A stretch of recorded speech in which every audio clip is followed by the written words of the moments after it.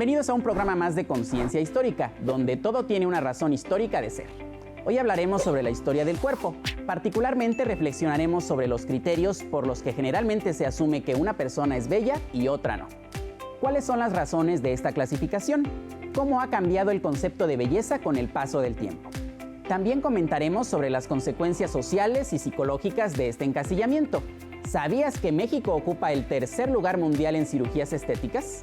Según la Sociedad Internacional de Cirujanos Plásticos, en materia de cirugías estéticas, México solo es superado por Brasil y Estados Unidos. Seguramente has notado que incluso en tu entorno cercano, las personas tienen una idea de belleza diferente a la tuya. Imagina ahora lo distinta que puede ser la idea de lo bello entre personas de diversas regiones, estados, países, continentes, etc. La doctora Genevieve Galán nos platicará sobre la percepción de la belleza. En esta charla pensaremos un poco el tema de la belleza.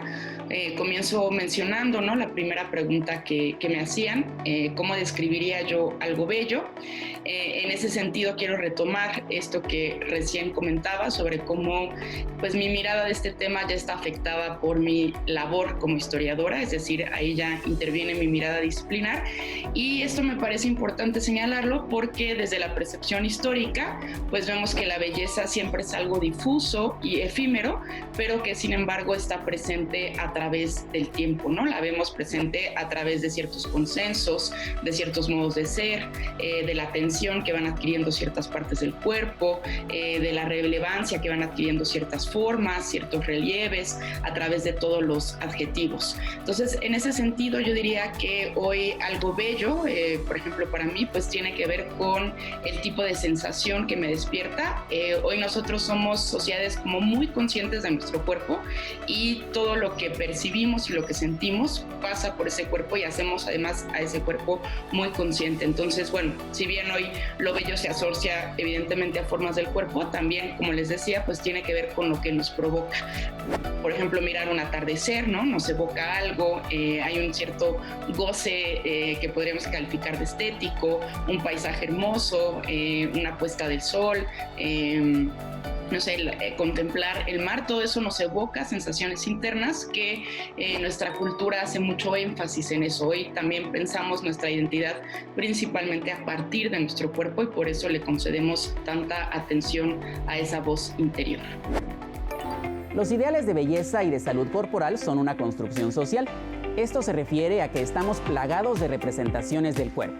Las imágenes de la publicidad o de la ficción nos dictan cómo se deben ver, vestir y mover nuestros cuerpos para ser aceptados socialmente, generando expectativas falsas sobre cómo debemos lucir.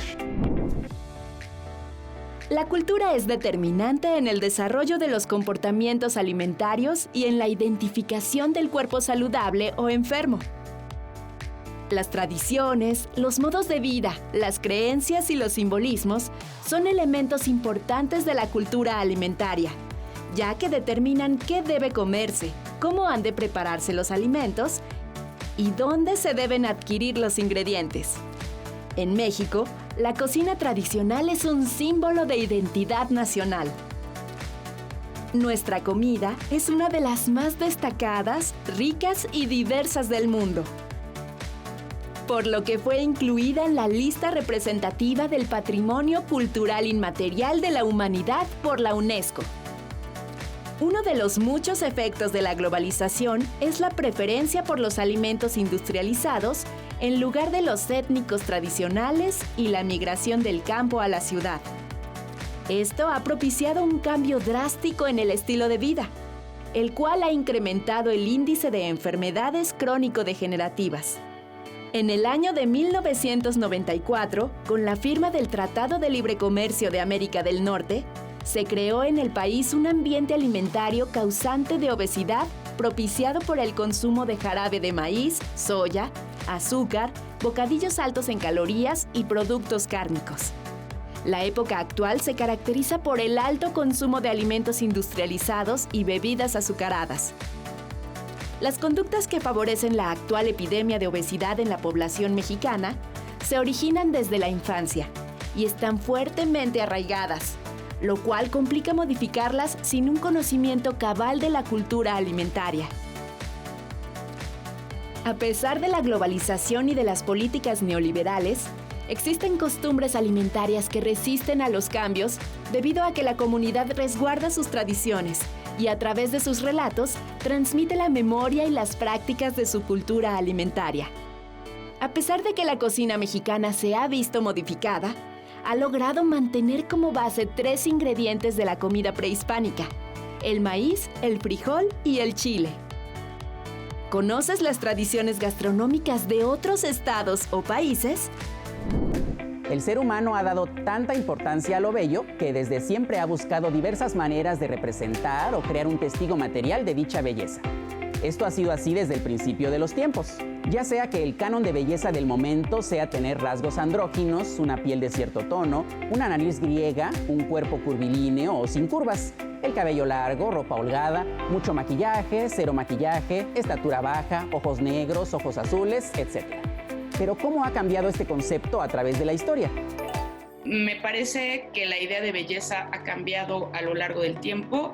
Yo contestaría que sí, que esta idea de belleza ha cambiado a lo largo del tiempo, precisamente por esto que planteaba hace unos minutos sobre cómo nuestra mirada de lo bello está mediado por nuestra cultura y nuestra sociedad. No es que no podamos sentir, este tema a mí siempre me gusta plantearlo con mis estudiantes, o sea, todos somos como individuos seres sentientes con la capacidad de emocionarnos, ¿no? De sentir tristeza y alegría. Sin embargo, ¿qué nos hace sentir alegres? ¿Qué nos hace sentir tristes? Eso, desde mi punto de vista, pasaría por la cultura. Y lo mismo podríamos decir para el caso de la belleza, ¿no? Lo que antes se consideraba bello. Voy a poner un ejemplo muy concreto: las formas del cuerpo. A partir del Renacimiento, el cuerpo adquiere como una nueva visibilidad, una nueva conciencia. Hay historiadores que han dicho cómo en ese periodo el cuerpo adquiere presencia, volumen, es decir, de repente se concentra como el lugar de todo lo bello, y a partir de ahí, particularmente el cuerpo femenino, pues gana cierta prominencia, cierta preponderancia como ese lugar de todo lo bello. Esto nosotros podríamos pensar pues que no ha cambiado, ¿no? Hoy en día también sabemos que nuestras sociedades pues ponen especial atención al cuerpo como el lugar, como el indicador de lo bello, y particularmente al cuerpo femenino.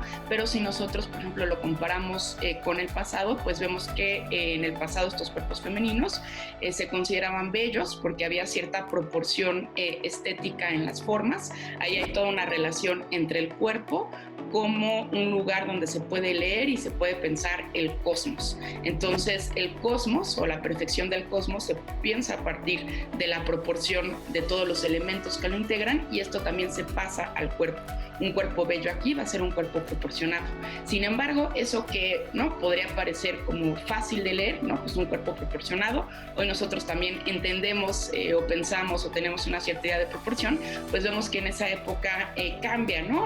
Un cuerpo proporcionado, en el caso del cuerpo femenino, pues sería un cuerpo, ¿no?, con formas como más redondas. Hoy diríamos un cuerpo un poco más corpulento, porque eso también se asocia a toda una idea pues de fertilidad, de nutrición, ¿no?, asociada a los cuerpos femeninos. Entonces ahí recaería o ahí estaría este elemento de belleza, ¿no? Retomando también esta idea de cómo podríamos ver o cómo podríamos apreciar que la belleza del cuerpo o el tema de la belleza ha cambiado, también tendríamos que pensar a qué otros elementos se asocia esta idea de belleza. Durante mucho tiempo la idea de belleza se va a asociar a los criterios morales, es decir, ser bello sí es algo que podemos percibir en términos físicos, pero también tiene que ver con algo moral, ¿no? Ser bello aquí estaría reflejando una suerte pues de buena compostura, de buenos modales, ¿no? Una interioridad virtuoso, por decirlo de alguna manera. Esto se transforma, se rompe un poco con la modernidad, cuando el cuerpo adquiere una nueva manera de leerse, de pensarse, y aquí pues más bien ser bello se asocia más a una disposición de sí, ¿no? A una perfección que todo el mundo puede lograr con su cuerpo. Y esto pues lo veríamos hoy en día, como no, nuestras sociedades, bueno, si hay características a lo mejor que podemos identificar, ¿no? Cierto color de pelo, cierta forma de las cejas, de los ojos, de los labios, pero también pues ser bello consiste, ¿no? En esa actitud de perfeccionar el cuerpo, porque hoy en día también partimos un poco de la idea de que el cuerpo es algo que nosotros podemos moldear, ¿no? Y que ser bellos pues es algo que depende de nosotros, ¿no? Podemos operarnos, hacer ejercicio, entonces esa belleza hoy la asociamos con una transformación de sí. Un retrato puede ser una pintura, escultura o fotografía de una o varias personas.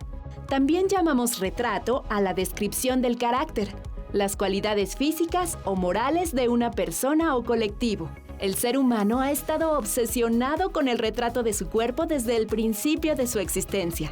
Durante el periodo paleolítico, se crearon esculturas de hueso, marfil, madera o barro que tenían la forma de una mujer con caderas y senos pronunciados.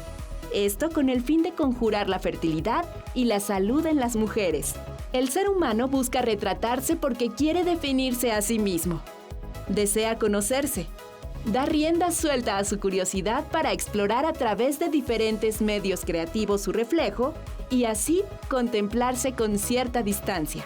Es un proceso de autoconocimiento.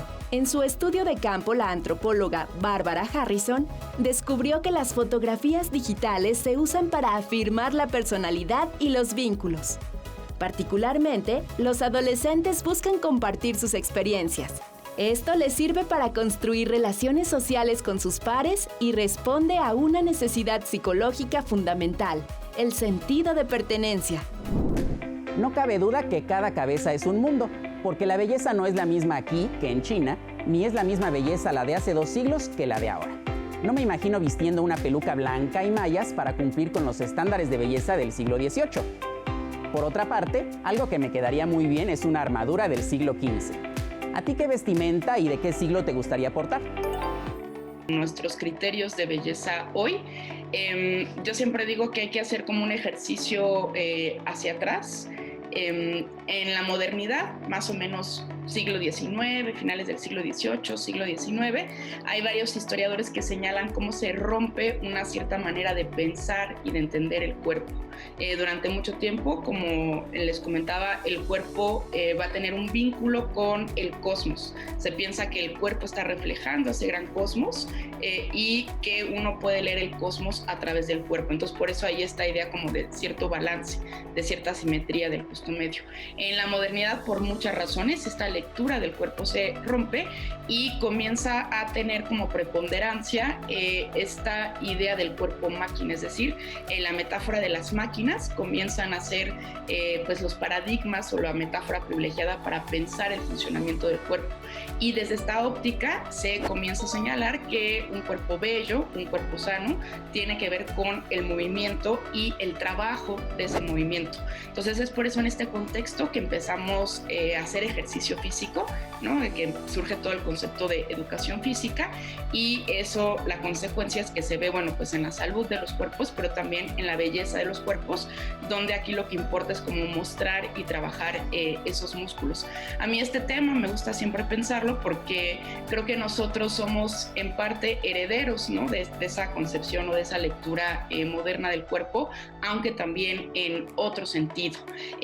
Durante buena parte del siglo XIX, esa belleza del cuerpo que se asocia al movimiento del cuerpo es como una belleza muy precisa, muy focalizada, es decir, hay todo un trabajo en torno a los músculos, movimiento del cuerpo, pero es un trabajo que se piensa limitado, ¿no? Si yo pongo o hago trabajar mucho esa máquina, las proporciones o la simetría de mi cuerpo se va a perder, ¿no? Y eso, por ejemplo, lo podemos ver en el caso de las mujeres que se ejercitan en ese contexto con estas miras de salud y de belleza, pues no sé, ellas hacían ejercicio 3 veces a la semana, ¿no? 20 minutos y ahí cuestiones como el sudor, ¿no? La ropa deportiva pues ni siquiera entraban en funcionamiento. Y a mí me gusta pensar esto porque hoy partimos de esta idea de que si no hacemos el Ironman, si no sudamos muchísimo, es como si no estuviéramos trabajando este cuerpo, ¿no? Y otra vez la pregunta, bueno, ¿a qué se debe hoy esta obsesión? Hay varios historiadores que señalan, por ejemplo, cómo a inicios del siglo XX esta metáfora del cuerpo-máquina cambia, de ser durante mucho tiempo una máquina de vapor, ¿no? Con movimientos muy precisos, se cambia, o la metáfora que comienza a privilegiarse es la de combustión interna, ¿no? De repente el cuerpo ya no es más esa máquina de vapor, sino ahora es un motor de combustión interna. Entonces aquí entran un montón de criterios que antes no se consideraban para pensar lo bello, para pensar el funcionamiento del cuerpo, por ejemplo, las calorías, la energía. Y esto tiene consecuencias en términos de cómo leemos la belleza, porque a partir de este momento, más o menos la década de los 20, los cuerpos que se van a como privilegiar, aquellos que se van a considerar bellos, son cuerpos como muy alargados, que muestran este movimiento dinámico, donde estos músculos, ¿no? Están trabajados, pero a lo mejor de una forma no tan maciza, no tan robusta como podríamos pensar en el horizonte del cuerpo máquina. Y eso, como les digo, es interesante si ustedes, por ejemplo, ojean revistas de la década de los 20, de los 30, ¿no? Cómo estas siluetas femeninas se van alargando. Esto me parece importante pensarlo, porque en parte nosotros somos un poco herederos de esa metáfora, ¿no? Cuando pensamos a nuestro cuerpo como un cuerpo cuya energía es infinita, de repente encontramos estas obsesiones por trabajar, ¿no? Estilizar cada vez más las formas, alargar cada vez más las formas, ¿no? Volvernos cada vez más magros y magros y magros. Entonces es interesante ver cómo esta metáfora parecería no tener fin, ¿no? Antes todo el discurso de la cuestión física, de la belleza, tenía que ver con las proporciones, pero cuando pensamos o comenzamos en nuestra época a pensar desde esta metáfora, lo que se nos presenta es un cuerpo que siempre puede ser perfectible. Entonces eso nos llevaría a pensar las obsesiones también actuales. Y bueno, aquí entraría también todo el tema de las redes sociales, de las imágenes a las que todo el tiempo estamos expuestos. Muchas veces no somos capaces también de pensar o de ver cómo esas imágenes pues son construidas, ¿no? Muchas de estas modelos que vemos o de estas chavas que se ejercitan, pues a veces usan filtros para presentar la piel de determinada manera, ¿no? O remarcar ciertas partes del cuerpo, y eso a veces no lo vemos o no lo pensamos. Entonces yo creo que ahí es otra vez interesante o sugerente cuando intentamos pensarlo de manera histórica. Podríamos observar, sí, quizá esas continuidades, pero también esas rupturas, esas diferencias que nos ayudan a relativizar un poco pues nuestras propias posturas, ¿no? Y a tomar conciencia de esos criterios que nos atraviesan, que nos afectan, ¿no? Con los cuales nosotros consideramos lo bello y lo feo. No cabe duda que el concepto y los estándares de belleza se han modificado a través del tiempo, en diferentes culturas y civilizaciones. ¿Sabías que la teoría más temprana de belleza puede ser encontrada con las reflexiones de los filósofos griegos a partir del periodo presocrático, como Pitágoras? La escuela pitagórica vio una fuerte conexión entre las matemáticas y la belleza. En particular, notaron que los objetos que poseen equilibrio son más llamativos. La arquitectura griega clásica está basada en esta vista de exactitud y proporción. ¿Sabías que? En la remota antigüedad faraónica aparecieron los primeros cánones de belleza que indicaban cuáles tenían que ser las proporciones idóneas para que un cuerpo, un objeto o un edificio se viera digno y bello. ¿Sabías que? En la visión medieval se pensaba que la belleza física o externa se marchitaba con el tiempo, mientras que la belleza espiritual no se corrompía con los años. Permanecía en nuestro interior, y cualidades como la sapiencia, la bondad, el amor, la misericordia y la simpatía se iban acrecentando conforme envejecíamos. ¿Sabías que? El contrario de la belleza es la fealdad. Nuestra percepción de lo feo depende del contexto. El descontento y la incertidumbre generan una percepción negativa del momento, el objeto o ambiente. Lo que percibimos como feo en una situación complicada podría parecernos bello si lo contemplamos en un contexto más armonioso o feliz. ¿Sabías que? En la etapa puritana, algunas exageraciones como una loción para la piel que debía ser preparada a la luz de la luna dieron lugar a que las personas corrieran el riesgo de ser acusadas de brujería.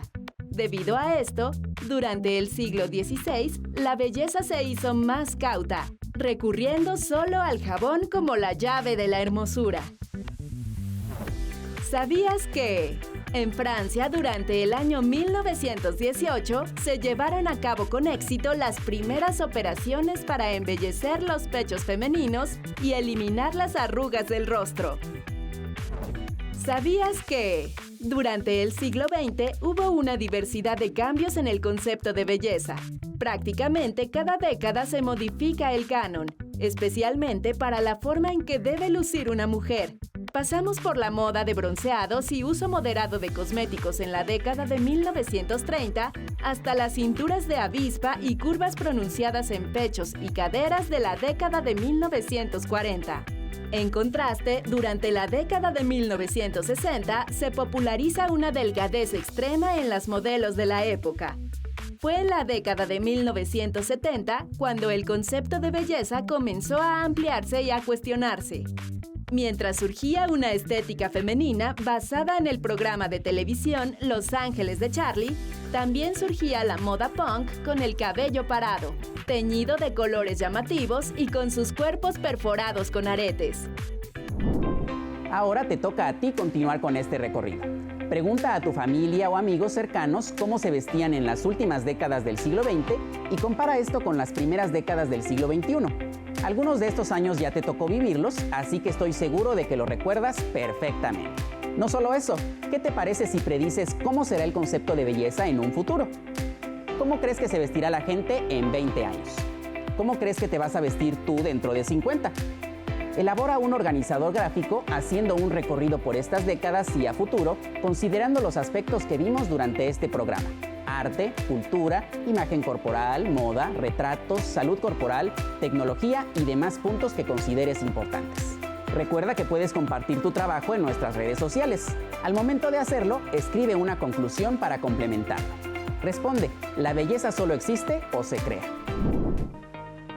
Como hemos visto, el ser humano con frecuencia busca su reflejo entre la multitud de ideas y estímulos de la vida moderna. Esto en una constante necesidad de pertenecer.